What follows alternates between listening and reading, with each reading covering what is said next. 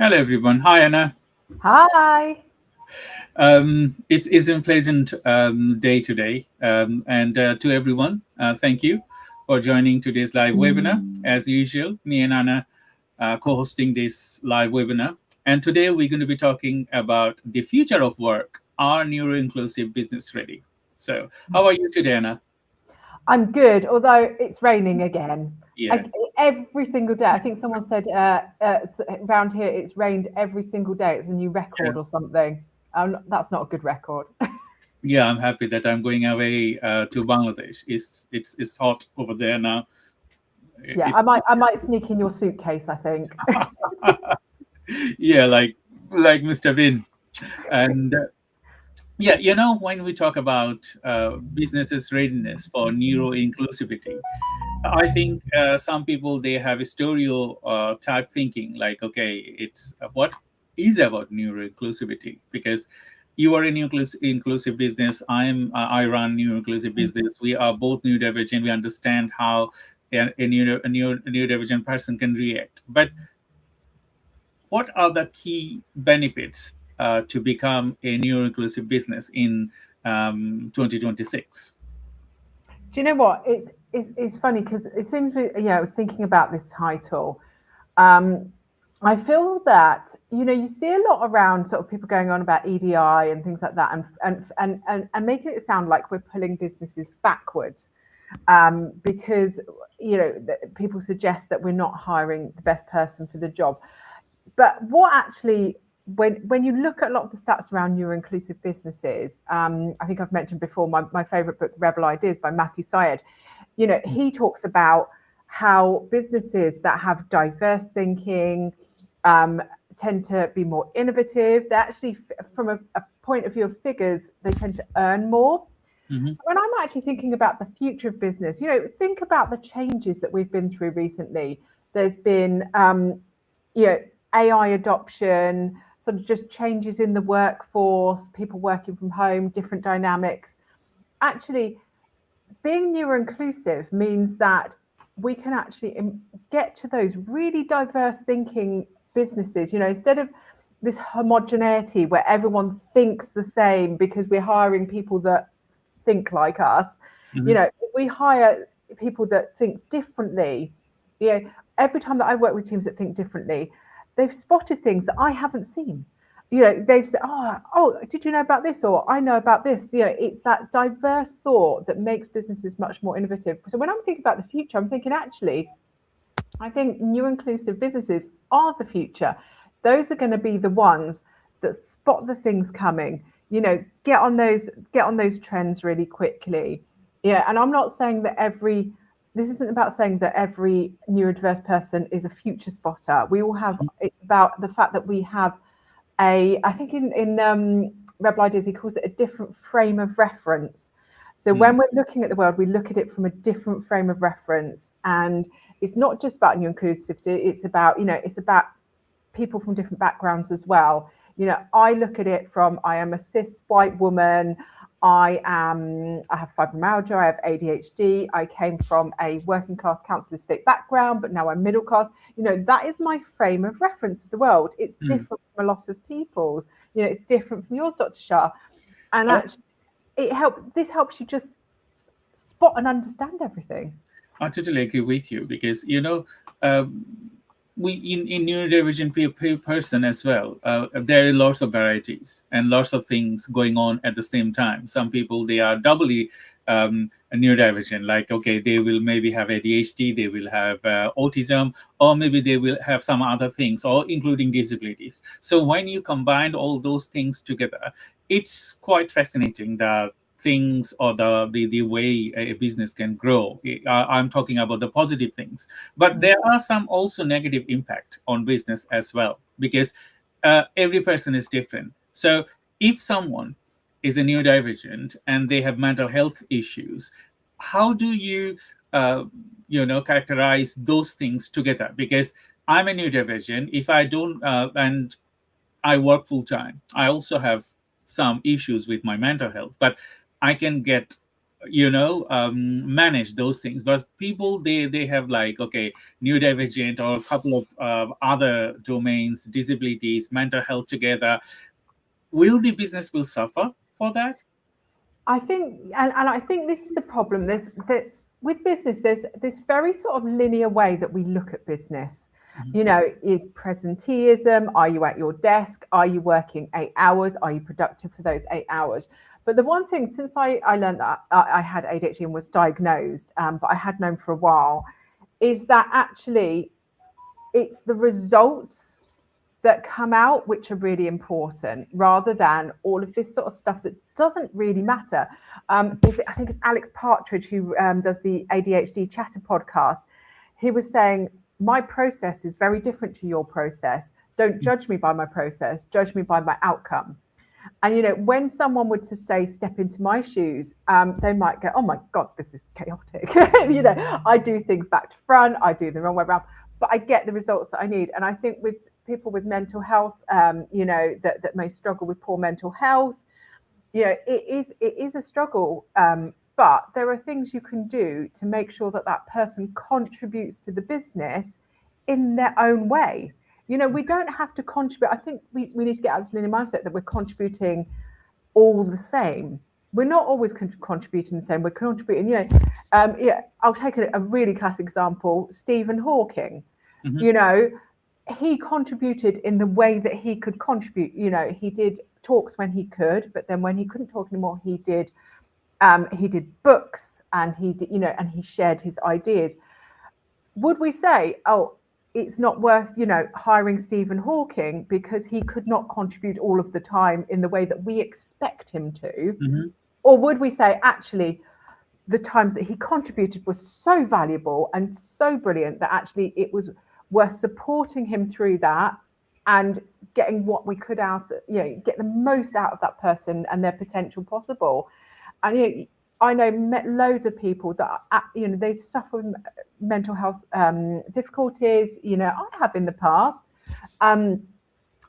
Yet their brains are amazing, and they think differently. And actually, when for example, when people have had poor mental health, they understand what it's like to have poor mental health. So then they can understand maybe a different portion of the audience that, people that have always been fine didn't understand. So they can say, actually, I really understand these people. This isn't how they might shop with us because they might be feeling this way or that way. For example, if you've got an app around mental health, and none of the team have had mental health difficulties over time, you're probably not going to build the best app. So use people for their strengths where they really can contribute, rather than like, do they fit a box, I think. I totally agree with you what you just said, because mostly when people think about, okay, a neurodivergent person, a neurodivergent person means they will have mental health problems, because people still think about this is a disorder, mental health disorder, and recruiting a person or working with a person sometimes is challenging. We understand that yes, you're going to be working with a different person.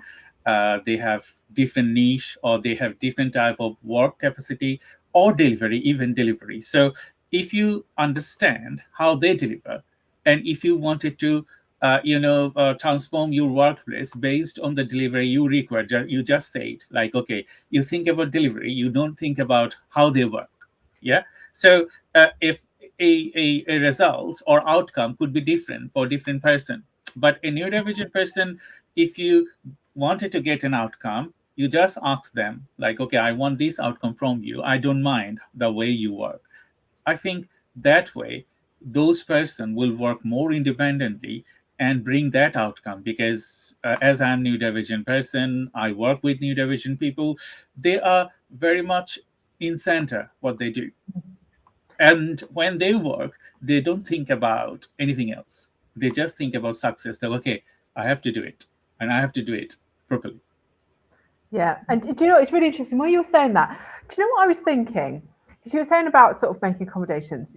I've worked with a lot of neurotypical, able-bodied people without mental health that have been absolutely awful to work with. like they have been aggressive, they have been bullies, they have been awkward, they have been terrible at their job. But it's really weird how I've noticed that those people seem to get the slack. Oh, it's just how they are. We'll just work around them. And actually, it's really interesting because I've not even thought about this before, because some people are so awful to work with that the entire departments move around them. Yet for some reason, when neurodiversity or disability is mentioned, and I've actually had this happen to me, it's like, oh, well, that was your, you're now part-time, so we're going to book something that is your domain on your day off because, you've shown a weakness. So but what we're going to do is work around all the awkward people that aren't disabled, because we like to work around awkward neurotypical people. I feel like this very double mindset about it, because I have worked in departments and we have had awful people and we have literally rearranged the entire department around them.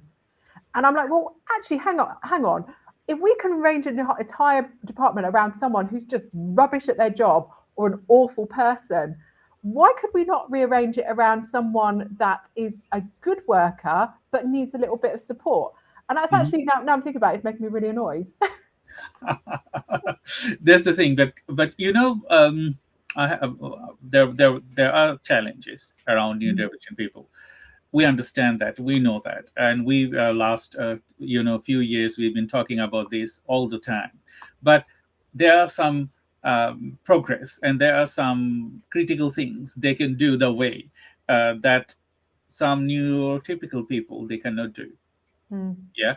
So if you consider, like, okay, you have a workplace and you will have some neurotypical people, neurodivergent people, some disabled people, it shouldn't be like tick boxes, because with government legislation and everything, because I think we will talk about that in next segment. Like, when there is a government legislation, it's just like tick boxes, like, okay, you have a disabled person or neurodivergent person or some people with disability, that your box ticked. So you don't need to think about everyone else. But as a neurodivergent person myself, I think that I don't want to be ticked that boxes. Like, you recruited me for my talent. You're not recruiting me for tick those boxes that, okay, you are doing that.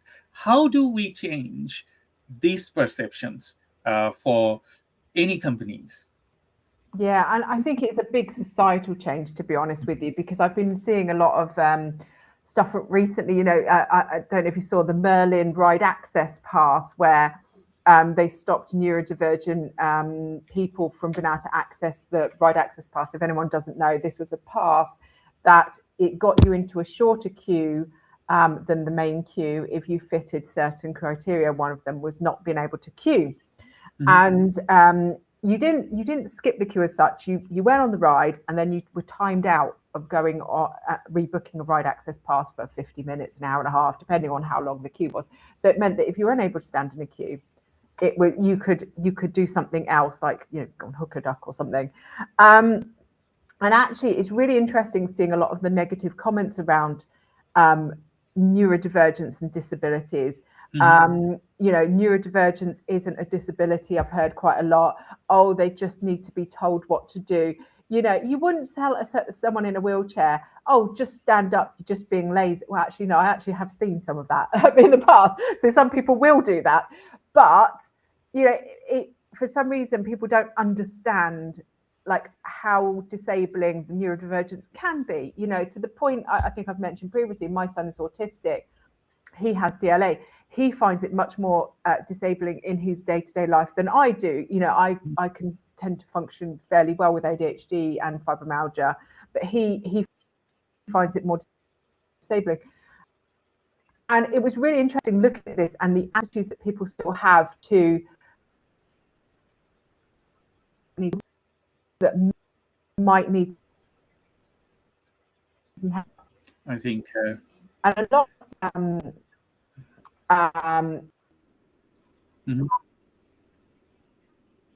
the really interesting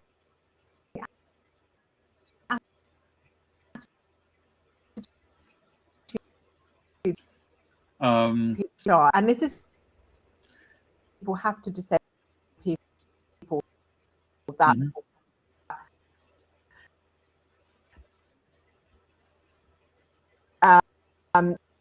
you know, if you're neurodivergent or you know, you've got mental health issues or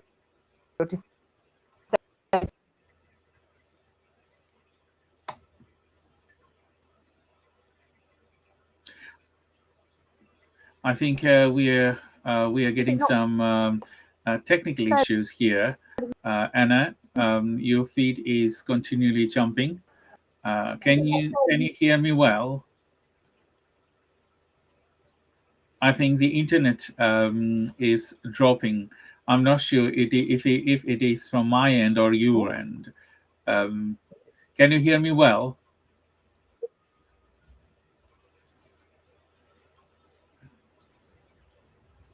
So we're going to be trying to fix the internet issues. We just talking about the.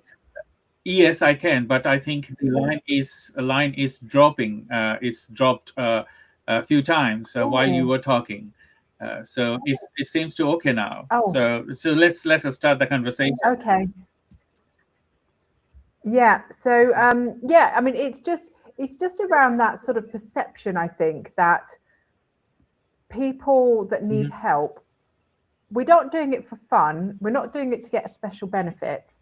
We're doing it so that we can participate equally, not above other people, equally in work and society. You know, it's around the fact that it's not that, you know, neurotypical or able bodies here and disabled people want to be here. What we want to do is to be able to participate equally. So sometimes accommodations are needed. You know, for example, I read this thing the other day that it costs about £1,000 a month extra on average for a disabled person to basically exist in the world. You don't get that through PIP or DLA. So they're still, even with you know, PIP or DLA, they're still in a negative compared to someone who isn't, who is able-bodied and neurotypical. You know, for example, with my son, he struggles with things like, you know, if we go to London, he can't cope with the noise of tubes, so I have to pay for a taxi. It's very expensive to go around London on a taxi, so we only tend to go a couple of places. When my son went on a school trip, he can't stay overnight with other people. It's just too overwhelming to stay in with other children. So I have to pay for a hotel, have to take the day off work, I have to pay for travel, you know, all of this stuff that, you know, a neurotypical child wouldn't have to do. And he was the only one in his school that did it. And so, you know, for me, that's costing a lot of money and I don't mind paying it. He's my son, I love him. But it's expensive, you know, if you've got mobility issues, you know, buying things to take things off jars or getting support. You know, my dad has carers in 4 times a day. Expensive, you know, being disabled is an expensive job. There's mobility devices, helping hands, cleaners, you know, it's really, really expensive just to have the same level of life that, you know, able-bodied neurotypical people have. Nothing special, you know, it's just having that same level. So I think there needs a huge societal attitude change, I think, to the fact that actually people just want to get on and help and contribute, and they just need a little bit of help to do that, really. I totally agree with you. Another thing that I encounter some of the times, like people, neurotypical people, even people, they have disabilities, they come up with something like, okay, why those people in neurodivergent or disabled people, some of them are getting extra benefit rather than not having benefit at all, those things. And I think in that scenario, we discussed about that on our last episodes, that there are some disabled people, they don't fit for any of the disabilities, but they are still disabled.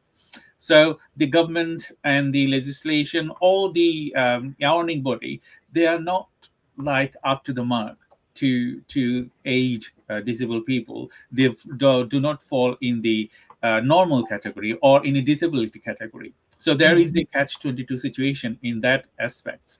Another thing I specifically observed, and I'm learning as well as experiencing, my son with his neurodiversity, he is very good at some of the things, and sometimes he's not. So going to a normal school is being quite a difficult thing for him, but still he's getting like detention every week, couple of times.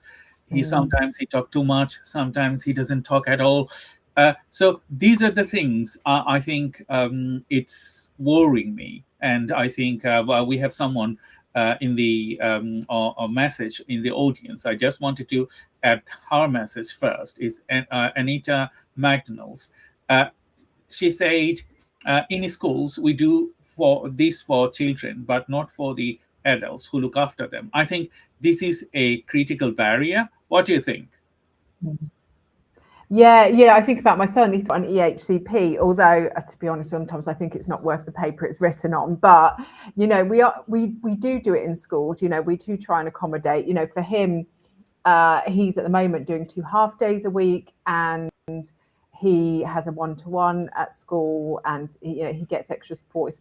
At the moment, he's half his time doing his classes out in the corridor because mainstream's too overwhelming for him. But they won't give him a SEND school, so we make the best we do. But even still, I would say they do make the accommodations. But you feel like people are.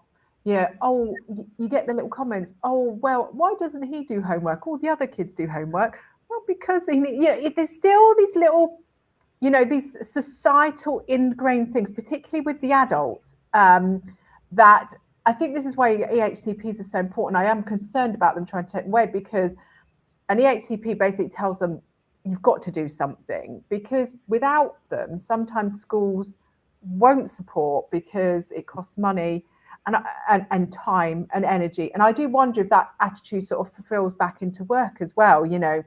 Oh, it's money making. We've, this is a business. We can't have anything that might cost them money, even though it might make us money in the long run, because as I said earlier, the most innovative businesses and the ones that earn the most are, all the stats say, are the most inclusive and divergent businesses in terms of brain, sort of backgrounds and brain sort of power. So I think it's very much a money now rather than money later. But in schools, could we have some sort of I'm sure there is. Isn't there something that you can have? It's like but when you talk to them, is sometimes they will say first thing that we don't have funding. Okay. And to implement it specifically, tailored methodology to someone, they do not fall in, the worst one or something like that. It's difficult because they will only have funding for those people they are very much in suffering more. But those people, like they didn't, like my son, he either not fall into critical category and neither in normal category. So he's in between, hanging up with the systematic thing, and the staff and all those people, they don't know how to behave. Like Anita, that's she said that it's not there, and there isn't any private organization or government organization they can specifically look into this, because people will not fund this kind of activities. But I think it has to tailored to that level, because otherwise, these people, they are in the school, they will not the most of the school. So my son, sometimes he said, okay, I don't want to go to school because no people, his classmates or teacher, they don't understand me, and what can I do? And sometimes I ask some questions. They think that is very silly, but that's not silly to me. I think I have to ask that question. So what will you do in that scenario? Because these people, they will go to the workplace. So if, in few years' time, so if they will not have a good experience through their school levels, how can they make significant contribution to the later stage, because Shomoy, he's very much good at mathematics. So if you ask him anything, he will do either way. But if you ask him something else, he will shy away. He will not do it. How do you manage that? Yeah, do you know, it's really interesting. It just reminded me that I'm a member of the CBI, and one of the meetings we did recently, one of the works that they've been doing is around young people's mental health in the workplace. And my comment on that was, why are we dealing with mental health in the workplace? Why are we not dealing with what causes that mental health before they get to the workplace? Because it feels like, shutting the door after the horse has bolted type of saying. Because my son, he in lower school, he did not have any mental health issues, and yet in sort of he's in junior school at the moment, and he's starting to show signs of like OCD and quite extreme anxiety. And I know that they're not from home, because he's very happy at home. We have a lovely home life. He's very relaxed. They are all from school, because at night he sits up at school and says, "Mummy, I don't want to go to school tomorrow. Oh, I'm really stressed. Oh, I find it really, it's so much pressure. I can't." And he, it's all from school. And he started showing like OCD symptoms, and I, it's really concerning. And I'm like, well, that's the child that you're going to be talking about. Oh, let's try and help with the mental health in the workplace. I'm like, no, the problem is now. This is where his mental health is being, it's been affected poorly, and by being an environment that is not suitable for him. And actually, what you're doing is just creating your own problem, for the future, and then trying to solve the problem when actually why are you spending money solving it there? Solve it now. Put the money in now. Because it's the thing, you see that like schools can be very rigid. They're not set up, like you said, there's no training. When I talk to people about PDA, demand avoidance, about autism, about different things, because I read everything. I read all up about it. I'm saying, oh, have you tried this? Have you listened to this person? Have you done that? Some of them, to be fair, some of them haven't even read his HCP. They don't understand what neurodivergence is. So how can you look after someone when you don't understand what neurodivergence is, and not just a blanket neurodivergence, because that's what they say, if you've met one autistic person, you've met one autistic person, because everyone is different. It's getting to know their individual needs. My son's EHCP, he is a clever boy, but his is around emotional regulation and sensory problems, because he really struggles with any noise, touch, feel, loads of stuff.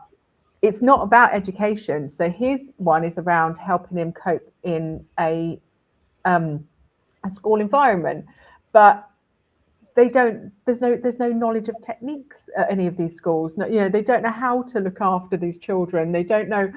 I've read things on, oh, don't say this, say this, approach it this way, not this. I've spent my life reading up. So at home, he's used to someone that can actually cater for his needs. And, I am aware that the world is not always set up for neurodivergent people, and it's not going to change overnight. So I try to build him with some resilience, because it's not be always like it is at home. But at a school environment where they're trying to grow and nurture, it's not just their educational side, it's their sort of emotional well-being, and that goes into work as well. If you've got happy workers are good workers. They're productive. And there are so many stats out there that back this up. Happy workers, they're the most productive. They do really well. And then your business flies. So this isn't just a nice to have. This is an economic imperative, I think. I totally agree with you. So we have a question from Urmi. Do you think most companies are truly ready for neurodivergent talent? And I think we are achieving that goals gradually. Is more awareness nowadays. Urmi, to your answer, in the UK. As I'm from Bangladesh, I brought up there, half of my life there and half of my life in the UK. I understood the way the culture works. And if you go over there now, still the society, they don't think about neurodiversity. They don't know, they don't have any clue anyway. So they will mark it as a mental health problem. So you are mad. That's the thing. If someone knows that you're autistic or you are dyslexic or all those domains. In the UK, I would say we have come across a few decades of work, and we are now ready. But in relation with businesses, I would say we are not out there yet, but we will overcome these barriers in next 5 to 10 years. I'm certain, because the way every neurodivergent brain working now, creating their own businesses, and as well as working and shifting the culture of the multinational companies, I think we will get there to achieve our goals and success. Yeah. I mean, you've got to think, was it about 50, 60 years ago that if you were autistic or, ADHD, they may put you in like a mental institution or, separate you. So it's not been that long since, like you said, even here, that we treated as a mental disorder, that you were sort of shuffled away from society. And as you said, Dr. Shah, now it's more open, we're understanding it. As my examples earlier, not everyone's understanding, but I watch a lot of physically disabled creators, and they still get lots of hate, and we know what physical disability is. People just like to hate. So we are definitely getting there. There is support. I do worry that we might start going backwards. You see it a bit in the US, that a lot of their sort of progress is going backwards. I'm really conscious that we don't want to start going backwards. There's this new sort of things around EHCPs and that at school, which might reduce the help that people get. But what we do to do is keep moving forward, because if anyone knows anything about business, what you want to do is you want to hire the best person for the role. And for many, many years, we have not been hiring the best person for the role. We've been best person who hits a box, that is like, you hear it, culture, culture within a business. They fit the culture. It's just a homogenous hiring, basically. Oh, they fit the culture. They're basically the same as us. They'll say yes to everything. I suffer with it with me and my wonderful business partner, Anne-Marie. We're the same person. We are identical. We think the same. I love her to bits. She's amazing. But every time we come up with something, we come up with the same idea and we say yes to it, because we are the same. We were friends before we were business partners, and that because we are the same and we get on really well. And it's so blissful. It's lovely. We never argue. It's wonderful. And that's how people hire, because they hire, it's ease, and they go, oh, well, they're like me. They must be good. And what we're doing now is saying that actually homogenous might not be the best person for the job. Actually going out of your comfort zone and hiring someone that may be different from you. And that's not necessarily neurodivergent or disabled, but it might be someone from a background. In Matthew Syed's Rebel Ideas, he talks about just even that you can have two economists, and there's a couple of different ways of studying economy. And you can have that person that studied that style of economy and that person that studied that one, and they think really differently. But one business might hire everyone that's just studied this style of economy. And actually they did some tests, and what happened is when they merged both types of economy, like people that studied both, the results were actually more accurate. So it's around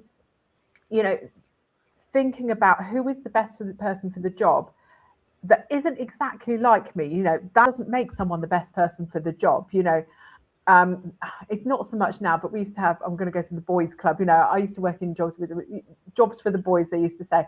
And, you'd go to a board and everyone looked exactly the same. Now, can you tell me that everyone that looked exactly the same, were they all the best person for the job? I totally don't, I totally agree that what you said. But due to my new diversity and working with varieties of people, I think you need diversions, a different type of mentality within your team, because as you said that you and your partner think alike, but you need to find out those people as well, they don't think like you. Then you can fulfill the gaps you have specifically. If you don't do that, like I think most neurodivergent people, they struggle. Like, okay, I wanted to hire someone, they just exactly think of like me, but that will not fuel your business differently, because when you are recruiting a neurodivergent person or neurotypical person for anyone, you need to think about a combination of team, versatile team. Like, okay, someone is good at mathematics, someone is good at finance, someone good at social media, someone good at different type of things, storytelling. All those things will make the team more stronger, rather than having everyone they are very good storytelling teller. So if you're a good storyteller, everyone in your team, but who's going to do the finance? How they can plan for a better future?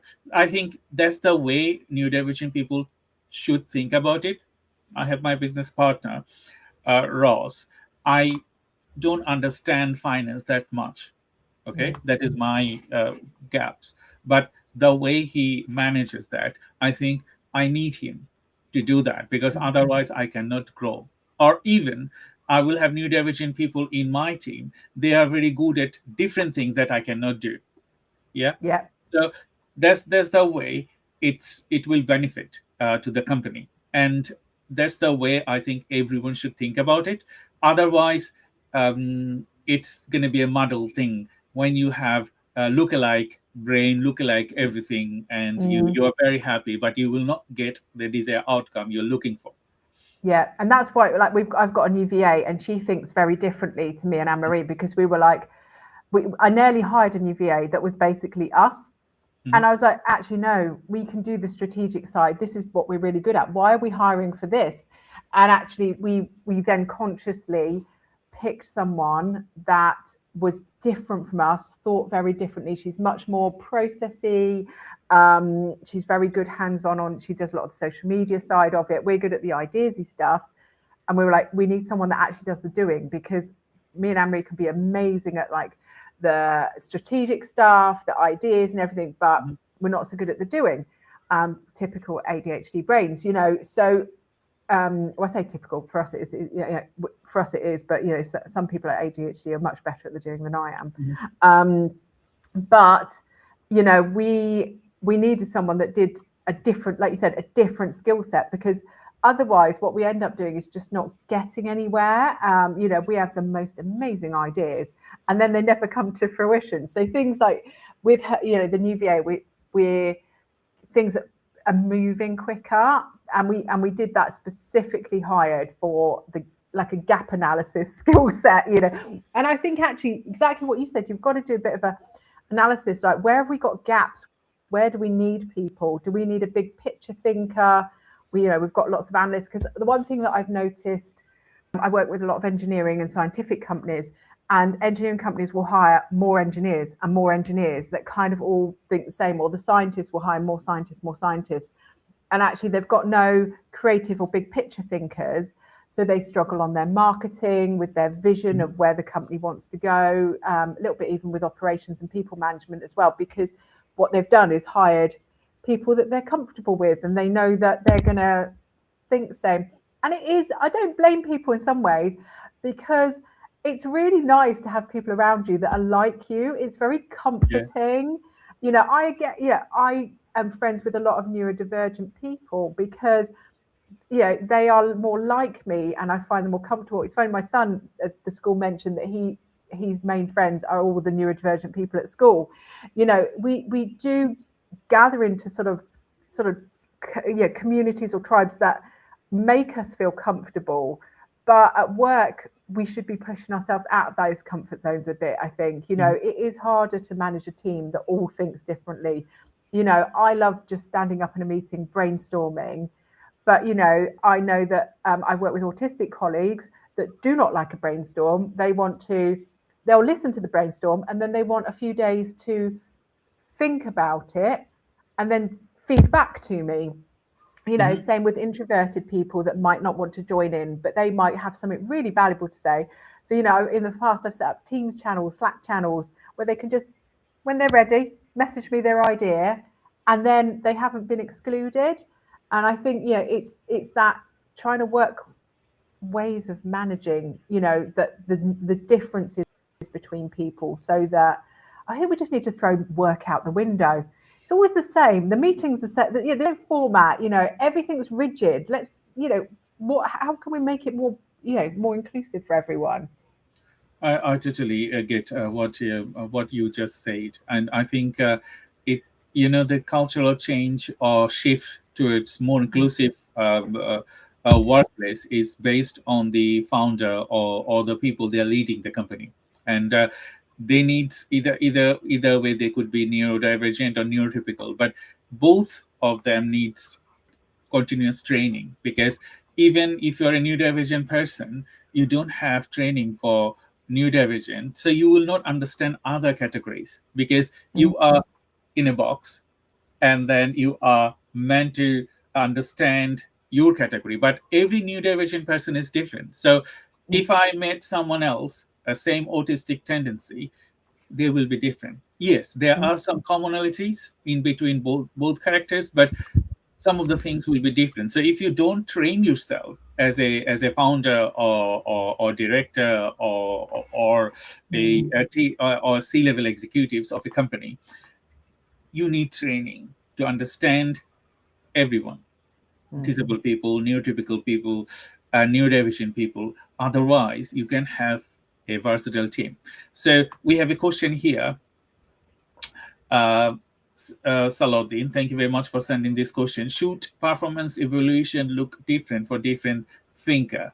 I think, as I said earlier, you need training first, and then you will understand, like, who, if you're analyzing performance, you will have analyzing the KPI of individual person. So a person with a different characteristics, the KPI will be different, because they work in various categories, aligning that. So when you analyzing someone with understanding performance, different set of skill set will aid them differently. But you cannot have blanketly same structure for analyzing different characteristics. That will not work.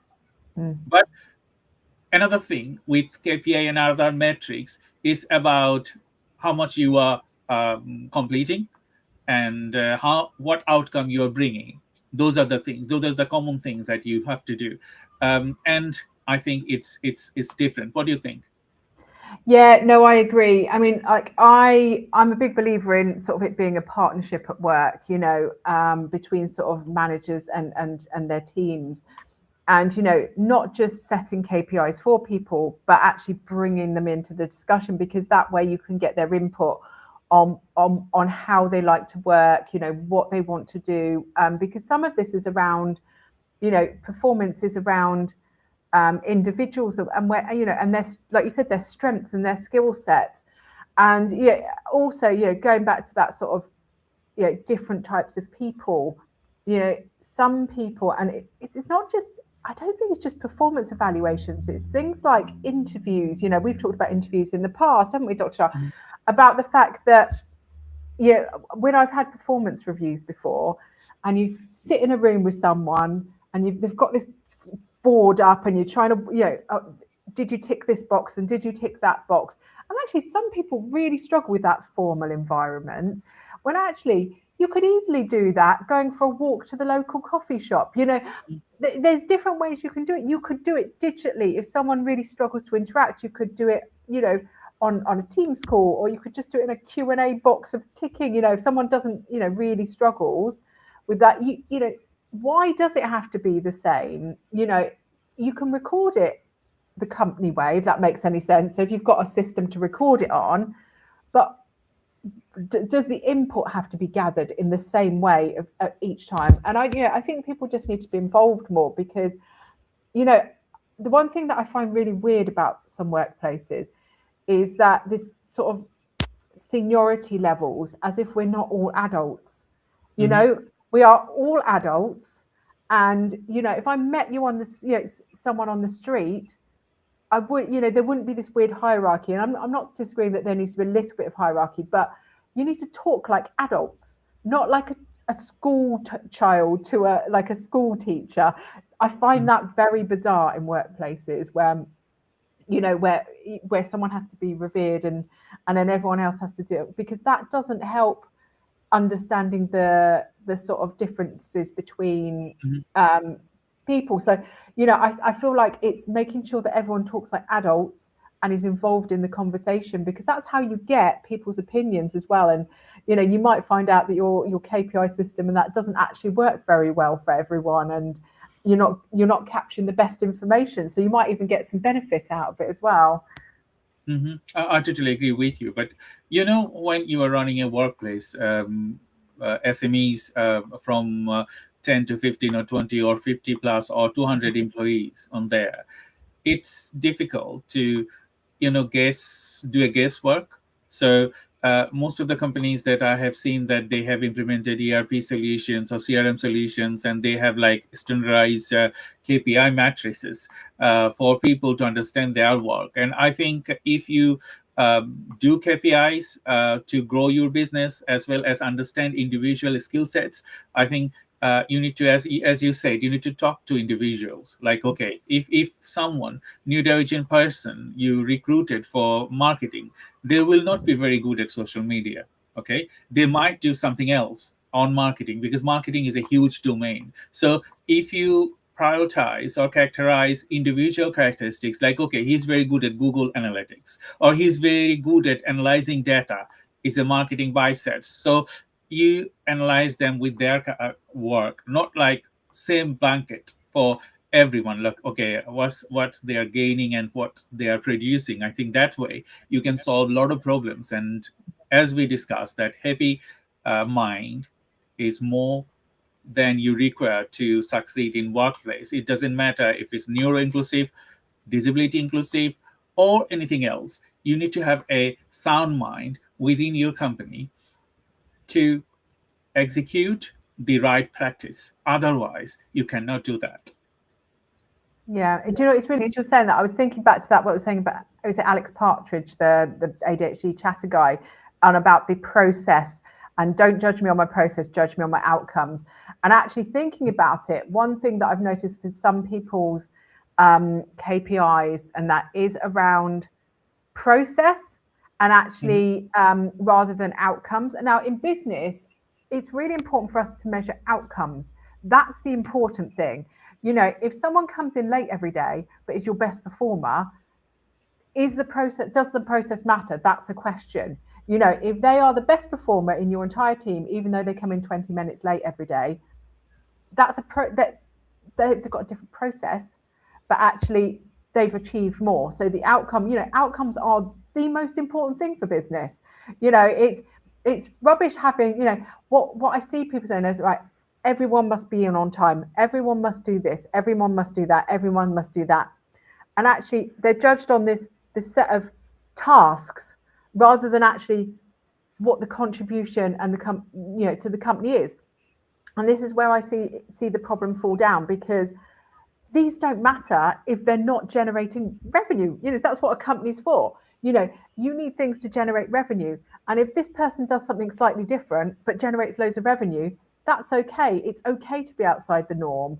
And I've seen a few companies where they've gone, oh, but it might give a bad, you know, get everyone else doing that. And I'm thinking, well, they probably do want to do that if they're earning much more than everyone else. You know, it's about allowing people, you know, setting them the goals that they need to get to, and almost, you know, within reason, letting them do it their own way with their own specialisms. You know, for example, if I was doing sales, I would probably do it someone who's maybe traditionally trained sales. And I have done sales before, but I'm much more of a connector, a networker. You know, I cannot cold call to save my life. I hate it. I'm not saying that I don't pick up the phone, but I do it differently. I get results. But if I was judged on how many phone calls I made a day, it'd be about 4, you know, because that's not how I work. You know, I will get you the sales in my way, and it will be a good way, and it will be the way that suits my personality. Don't make me do 50 sales calls a day, because that won't get the results, you know, that you want, you know. So making sure you're hiring, you know, people. And if you want someone to do 50 sales call a day, don't hire someone that can't do it, you know, make sure that personality fits. But actually, I think this is a bit about thinking differently. Is there better ways and different ways of getting to our goals? doesn't always have to be the same way, I totally potentially. agree with you what you're saying here, because you know, yeah, there has to be a process, but the process can be aligned with the person as well, because every person will do work differently. So we have implemented process for all our employees, and they have to follow individual process. But you know, when you posting a social media post, you have to follow a process. Like, okay, what are your target audience? You need to understand that. But within that process, your team contribution could be different. Like, okay, someone is understanding your audience, someone is creating the content, someone editing the content. So different team personalities combining together to create a masterpiece. So that process will align with your employee, that process will align with your clients as well, because if you don't have a process and as well as outcome from that process, you will not get success in the long run. So thank you, Anna. We're going to be leaving today a little bit earlier due to my clashes with my next meeting. So hopefully everyone, we will talk to you next month with another episode of ND Business Club's Live with me and Anna Mary. Please visit our YouTube channels as well as all our activities. We have 2 years of recording now available on our YouTube channels. So support our channels, and as well as if you wanted to ask us any question related to this, you can access and you can get hold of Anna through social media, as well as me as well. So Anna, thank you. And Thank you you. have to say anything to the audience? No, just like Dr. Shah said, I'm on LinkedIn all the time. So, I'm the only Anna Bravington. So if you have any questions, please do ask, because I love talking about this and love supporting people that are neurodivergent, but also anyone that's trying to support neurodivergent people as well. And I hope that the weather cheers up soon as well. Yes, I totally agree with you, because we both do consultancy for neurodivergent person or neurodivergent businesses. So if you think that you need some set of different talent within your team, you can talk to us about that. We work with neurotypical people, neurodivergent people, disabled people. We understand the specs very well, so we can guide you through even if you wanted to implement different characteristics within your team. So thank you, everyone, and see you next month, and bye-bye. Bye.